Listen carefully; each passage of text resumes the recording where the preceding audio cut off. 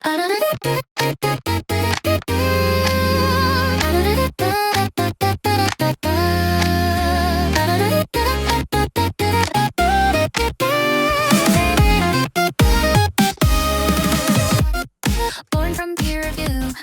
様こんばんは。今週も始まりましたよ、Cardano Radio。いや、早いもんで、今回はフィルとね、もう3週目になりますけど、ね、いろいろと、まだクリプト的にね、全体的にね、まだ元気がない感じではありますが、私たちでどんどん盛り上げていければなと思います。さあ、じゃあ、ここで今週のゲスト、またフィルを呼んでみたいと思います。Hi, thanks for coming back. Thanks for having me again. Yeah, so how are you?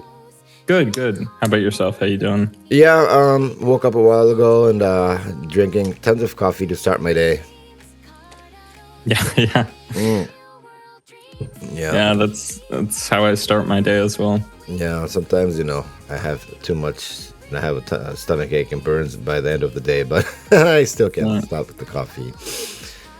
Yeah, we did a lot of, talking about, the governments and stuff like that. But this week I wanted to kind of focus a little bit about the Cardano Summit that got canceled. I don't know if it's officially final, if it's final, but, I wanted to kind of hear your take on that. And, that money will be, left in the treasury and how they're going to, move on forward with this. So what do you think? Yeah, personally, I was quite happy with that decision. I've been to basically every summit in the past few years, and I didn't find them particularly, I always had a great time. Yeah. And it was a great way to meet people from the community, but I didn't assess them as particularly high value for the ecosystem. It's mostly just either people who are already onboarded and community members, and it's a great way to socialize, or the people that are typically enterprise or paid speakers. And so not much meaningful work that's done there. But I think events are really important in general for the ecosystem. It's just better to have multi-chain or Web3 events because it gives us an opportunity to onboard new people, right, and interact with people in other ecosystems, as opposed to just having an event where everyone who's going to that event must have already known what Cardano is, right? If they're going to Cardano Summit, then they probably know what Cardano is. True. I mean, it was kind of nicely scheduled in Singapore right before the tokenomics, was it? Was it 2004? I forgot, 2049? Or is it the right numbers? Yeah, token 2049. Yeah, 2049. Yeah, I liked what Charles, his idea of just instead of spending that money on a second summit, which is a separate event, right? And then we got to convince other people to go there or adjust their schedule or arrive to token early to see it. We spend that money on token 2049, right? On just getting an insanely good booth and basically throwing summit at token, in the convention center, because that is going to be the biggest flex to me, or the most effective dollar spend for a marketing spend, because people are going to see the super nice Cardano booth and all these activities and all the stuff that would have been at the side event and summit. And now we're going to have tons of people from other crypto ecosystems seeing that. Yeah, definitely. I mean, I agree on you on that one, because having a separate one and spending the treasure money and doing that for, just only, already onboarded people and Cardano oriented, then we can't get... It's really hard to onboard new people if it's if you're going to a baseball game and it's your home team and your home team fans will come, but no one else will come, right? So the Singapore event, which I couldn't go last year, I mean, I heard a lot of good news, and hopefully I wanted to go to 2049 this year. So they're gonna have a great booth, and I would love to help out too, so I'll be looking forward for that. Yeah, you should go. It's one of the best events in crypto. There's always a ton of huge wealthy liquidity providers that are there. Often people from Justin Sun's team are there. I always think it's one of the best events in crypto, period. Did you go last year? No, last year I missed out. I booked tickets, but I couldn't go. Oh, are you planning to go this year or? Yes. Yeah, this year I'll be there. Oh, that'd be good. It's like a full 2 days, is it? The October, I forgot, 7th and 8th or something like that, right? Yep. Yeah, well, yeah, it would be great. So, if people are living close by, I would really, really recommend them going to, because that's basically, like you said, the biggest crypto event in the world, right? Yep. Yeah, it's where all a lot of the policy, like the key decision makers go. A lot of the wealthiest, most influential businesses in crypto go. And it's where like the sort of cutting edge announcements happen and lots of VCs and like often if you go to conferences, it'll be more service provider heavy. So like everyone is trying to sell you stuff, And so like for Paris Blockchain Week, I felt like it was just like everyone was trying to sell everyone else stuff. So like you'd have like a marketing firm and like a dev firm and they'd be like, do you need marketing? Do you need development? And it wouldn't be very productive. Whereas Token, every time I go, it's always like tons of VCs, tons of interesting project announcements, tons of people who are looking for like, what can I use? What are some new financial instruments or new ways to deploy capital? Yeah, so October is going to be like, it's really right around the corner because, time flies and it's already June. So yeah, that's something to look forward to. And I hope... Do you have a ticket? Yeah. What's that? Do you have a ticket? Not yet. Are they out?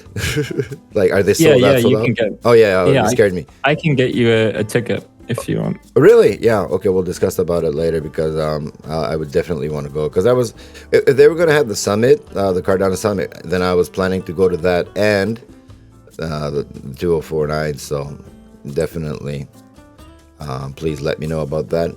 That's I will. Yeah, it'd be great to have you. Yeah.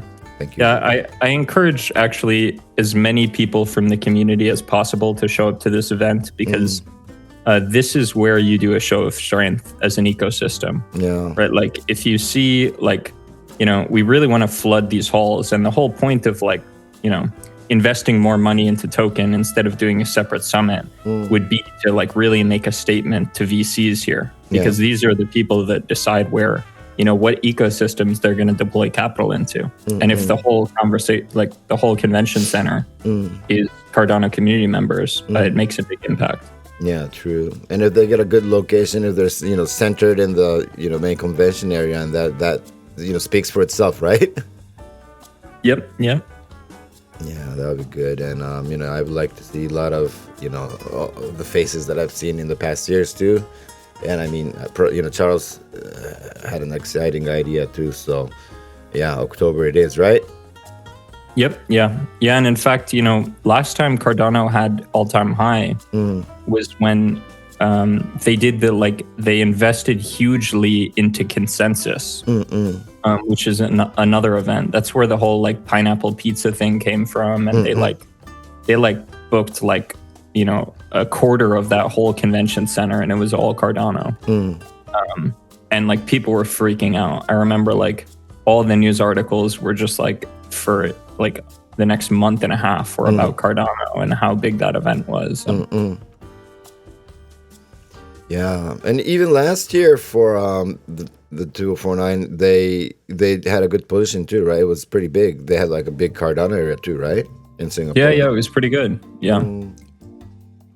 Yeah, well, let's see. I mean, having an all-time high right now is good too, but we got to fix the governance problems, and we got a lot to deal with. But I mean, a lot of the good techs are happening, and whether they're funded or not, everybody's building very busily. So I mean, that's good. I mean, what I think is like there are a lot of different, blockchains out there, but people on Cardano, people say it's a dead chain and this and that, but I mean, there are so many people building so many wonderful things, and it should come out more, I mean, even looking at X's, it doesn't come up too much, like we're building this, we're building that, and if we see more of that, I mean, don't you think that would be better for the ecosystem too?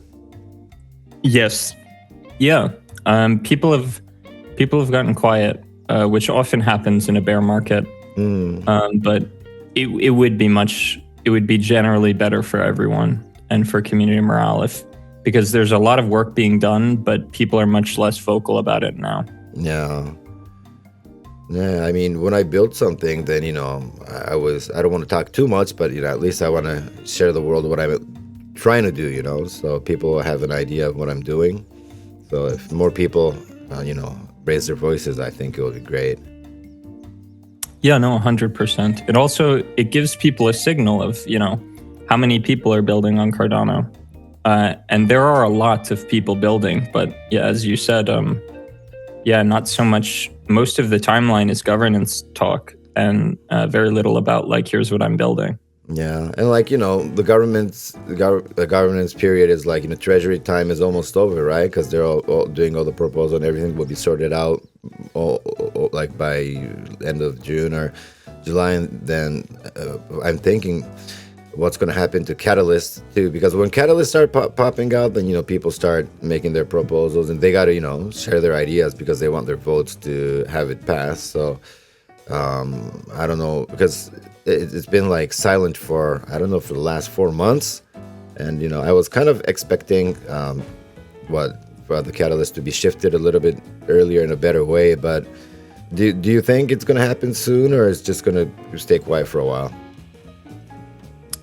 That's a good question. I'm sure the Cardano Foundation wants to make significant changes to Catalyst before they go live again with it. And they haven't reproposed a new budget, so genuinely I'm not sure where that's going. Because I forgot when it was funding 9 or 10 around that area. I mean, they were talking about when they do the voting and everything, get the money locked in as a stable coin and stuff. And I think that was the best way to go at it, but I mean, it never happened. And right now, for example, if people who got funded for maybe Catalyst 13 or 14, they plan to do a lot of things, and they locked in a certain amount of ADAs, but it's 1/5 amount of what it was worth, right? So that's really hard to keep the project going, I think. What do you think? Yeah, I mean, treasury proposals, a lot of them are in the same boat. Last year, if you look at those, it took a lot of time for them to, intersect. You don't just get the money immediately, right? You got to do all the milestone stuff that you have to do with Catalyst. Yeah. And so it takes a lot of time to get it and then to sell it, and so often the price drops significantly. So they should, it looks like they have more infrastructure for that type of thing now. So I assume when it, turns back on and Catalyst starts again, they're gonna do what you suggested, which is off-ramp to stablecoin. Yeah, and I really hope one thing I didn't like was an announcement of an announcement kept on going for a few months, and I know it was hard for them to, because they were not certain, right, for who's going to take over and do this and that. But I mean, even in my case, I was planning a project called Layer Zero project, and not more creator designer kind of event. In a way close to the Builders Fest, but concentrating on NFTs and CNFTs and gathering people, and I got everything ready and they started and boom. Sorry, right? It was kind of halted, so it was kind of sad, but I mean, they kind of stopped it at the right time, I think. So I mean, I won't complain. If I get the opportunity, then I'll probably make another proposal and see if things come to a good way. Yeah, it was tough for the ecosystem for them to just sort of drop that whole round. Hopefully they figure something out. Yeah, because just talking about Catalyst in general, I mean, I don't know if it has only to do with Japan, but I was talking in the X Space last time, which kind of got me heated, and everybody was kind of getting excited about, but not always people use the funds in the right way. You know what I mean? They try to get more funds than they need, and the milestone is kind of fishy. And I've seen a lot of that, and I wouldn't say too much, but a few yellow flags and red flags in Japan too. So I don't know if that's something that's happening around the world. Of course, I'm not trying to like name people or anything, but like, do you personally see something that was kind of like a question mark for you too? Yeah, no, there were many projects I thought each round that were very questionable. And it's sort of like an incentive problem because as a proposer, your goal is to sort of make the most compelling pitch and make what you're proposing be the most desirable thing from the community because you want to get funded. Yeah. And so that sort of leads to a lot of people making unrealistic promises or goals. It's just like, here's the most insane, crazy thing you could imagine that's like super good, and then they propose it, because they know people will like that and to get them to vote on it. But then they, it can never be delivered. And it's not a great situation. It's very hard with some type of experimental funding mechanism like Catalyst to prevent that at scale, because they have so many projects, and right, so many of them. The thing is, like, when you have like thousands of projects each round and like 100 gets funded, getting quality assurance on every single one is really difficult. It's a problem that I would not want to have to deal with. Yeah, true. So, I probably talked about this a week before, 2 weeks before, I forgot which episode, but for the Charlie 3, the Oracle Hackathon. So what it was like, 2 days, so I couldn't really put too much into it, but what I made was like using the Oracle and like locking in the ADA price into a stable coin, and not like a Catalyst style, but more like a crowdfunding style. People write up their proposals, and, we pitch in directly. And if it's like all in or just like nothing kind of situation, and if it goes through, it goes to the people who made the proposals, and otherwise it goes back to the original funded people. And I still had to find a perfect way to do the swaps and stuff, but that way, I don't think too much people will complain, because people who want to support the project, they will support it, right?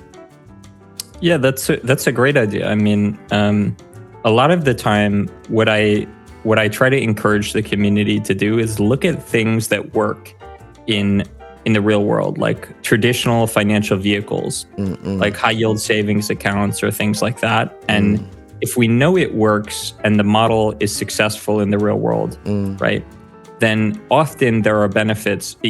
At least you have a good you have a better chance of that particular idea succeeding in Web3, right? And so, like, a high yield savings account on the blockchain, right?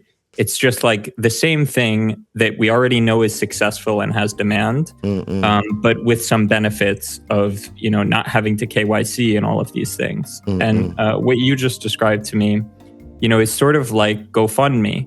Or all of those things, and we know that those are successful. Like, there's a huge market for that type of thing, and often the thing that people complain about is sort of the KYC element and the arbitrary regulation of it, where, like, if for some reason GoFundMe doesn't like you, they can just like remove your project or blacklist it or things like that. And so I think that's a really cool idea. Yeah, and about the maybe the selective disclosure midnight part might come in very handy for that too. Just showing what you really want to show, and not hiding your identity. But I mean, transparency is very important, but not everything doesn't have to be transparent. I mean, people don't have to know what underwear you're wearing. You know what I mean? I mean, there's a certain privacy that you have to keep on chain too. So if everything goes well with that, and I think the thing that I have in my head might work out. Yeah, 100%. Yeah. Often, people consider privacy as like only criminals will want this, but it's just something that anyone who's doing serious business will want. Because like imagine if you're like an institutional trading firm and you're managing tons of money. If all your trades are public, then now you have to worry about people trading against you, right? They know exactly what you're doing, and they can see if they can profit off of you from what you're doing. Or if they're a competing firm, they can just copy your idea, right? They can trade the exact same way you're trading. And so it's really like generally just an undesirable thing a lot of the time, which is why like many large liquidity providers, like they'll use blockchain and they'll use public networks, but they won't identify themselves. They won't say, this is my wallet, right? Because they don't want, competitors watching their trading activity or having to, deal with where their expenses are going. Because like if you have like a private business, right, you don't want anyone in your domain to see, what your business expenses are, because that'll make it harder for you to pitch to VCs. It'll make it harder for you to deal with your competitors.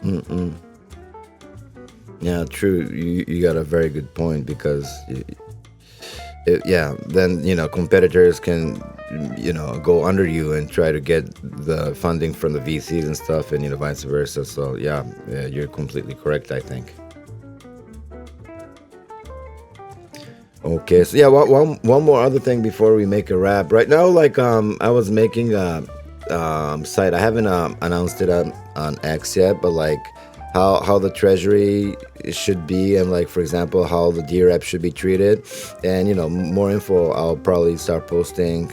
But this is already the third week of June, so when it's on air, so maybe it's already there. But like I was thinking of like having a election like every year for DREPs, and like I mean everything is written on the page. So I mean I'm a very bad explainer, so I want people to check it out. But like like a real political election, people do like 3-minute 5-minute videos and commercialize to people, and if it gets presented maybe every year, because for example in politics it's like what, depending on where you are, but like every 3 years or every 4 years, then you got to fight for your position, right?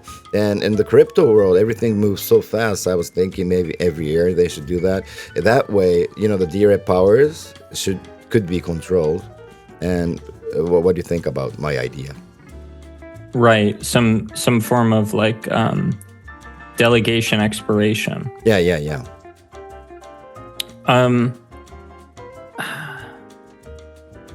It's really hard. I think that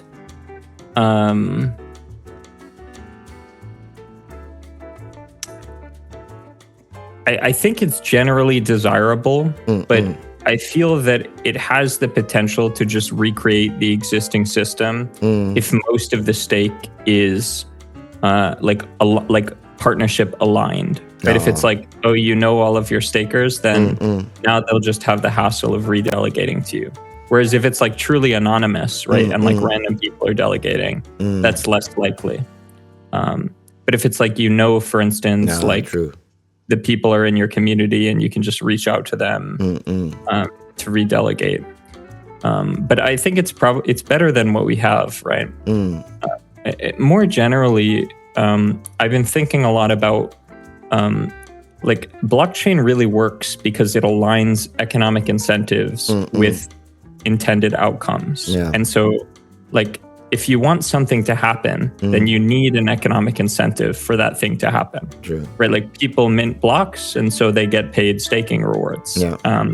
If you want people to use an app, then people need to make money from using that app, or save money or some tangible benefit, right? And so the problem with DREPs is that their votes have no punishment and no reward. True. Like it doesn't matter whether you vote yes or no. If you vote yes to a proposal that's very bad, or if you vote no to a proposal that's very good, either way, nothing happens to you. And so one way potentially that we could fix this is by having some criteria for judging, one, whether a proposal is good or bad. And so how do we define that, right? So it'd be like, for a commercial proposal, how much money did that proposal returned to the treasury, right? So if we spent 1 million, right, did we make more than 1 million, right? And for a marketing proposal, it could be how many users were onboarded, how much watch time there was, how many views there were, things like that. And so there's like various like ways we could standardize KPIs for like what is good and what's bad. And then if DREPs, then we attach those to financial incentives for DREPs. So if a DREP votes, badly, they don't get anything, right? In fact, like you weigh all of their proposals, you say, okay, as an aggregate, when you weigh all of this DREP's proposals, how are the outcomes, right? Did any of these proposals result in anything meaningful? Did all this money just disappear and we got nothing out of it? And then when you have this sort of incentive and punishment mechanism, DREPs have to be careful when they vote, because if they vote yes on something that's dumb and it doesn't result in any tangible outcomes for the chain, like nothing good happens, then it'll actually impact that DREP economically. True. Yeah, that's good.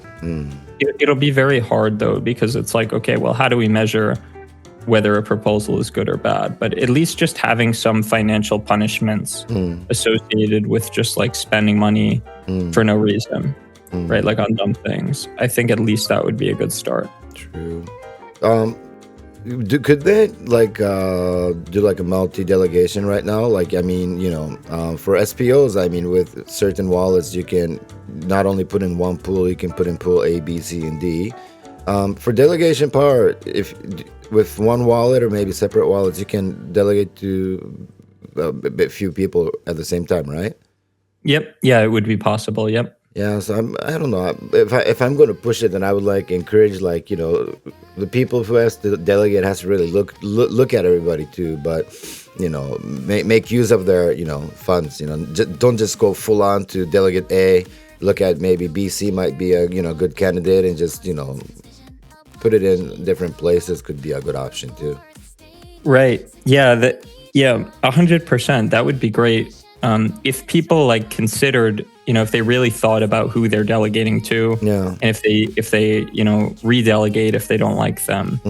But the problem is we need a financial incentive for them to do that, because right now people are mostly delegating because they want to claim their staking rewards, because you can't do that if you don't delegate. And so a lot of people just don't put much thought into it. They'll just click on their wallet and click on someone, the first person they see, and that's it. True. Definitely, that's true. Well, I hope I'll put my site up very soon, and it's already open source on the GitHub too. And what I wanted to do was what I'm talking about right now was I want to get more ideas from more people and connect a lot of things in there. And also there's other ideas about how to make use of the treasury money, not only make it like a treasury staking pool, but just sitting there and doing nothing, it doesn't really help, right? So like Charles used to always say, if they made it into a Bitcoin earlier, then they would have this much money now and this and that. So if there's a way to just increase the treasury when we're sleeping, I think that would be a good way to go. Yeah, 100%. I agree. Yeah, I can't wait to see your site, man. Let me know. Yeah. And the feedback that I got from you right now, right after the radio, I'm gonna go update it and get some more data from Claude and all of them to go do more searches, and I'll try to make a better site. Oh, that's awesome. Yeah, I haven't seen it, but I'm excited. All right, thank you. So I will make it wrap up for this week. Thanks so much for coming in this week, and sadly next week is going to be the last episode, but I'll be looking forward to having you back. Thanks for having me. All right, so I'll talk to you next week. Yep, have a nice one.